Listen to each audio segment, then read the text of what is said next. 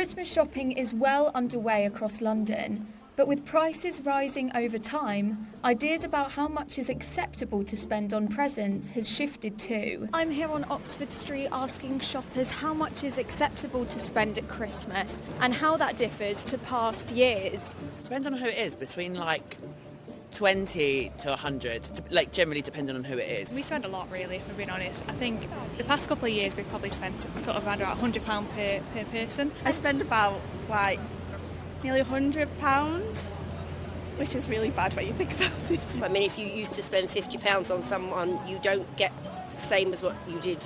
Well, you got more, obviously, 10 years ago than you do now, because everything has gone up in price. What I find is, if you do stockings, you end up spending so much on stockings that you got very little for a main prize, because you can't find anything.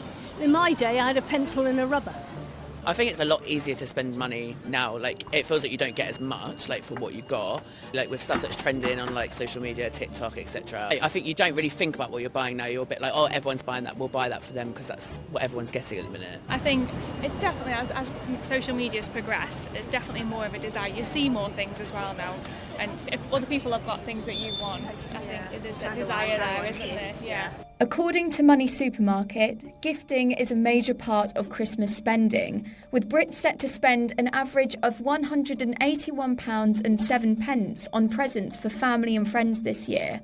Many are also planning to treat themselves too, putting aside roughly £62.76 on self-gifting. And according to YouGov's 2025 poll, for parents buying presents for their children, 45% are spending up to £100 per child and 49% are spending more. Despite the figures, UK households have cut back on Christmas spending at the fastest rate in nearly 5 years.